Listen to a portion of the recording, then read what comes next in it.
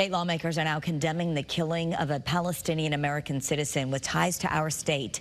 Seyfoullah Moussalet was born in Florida and has family in Connecticut. He was beaten to death by Israeli settlers in the West Bank, and his family says he was only trying to protect their land, though Israel says there was some kind of confrontation.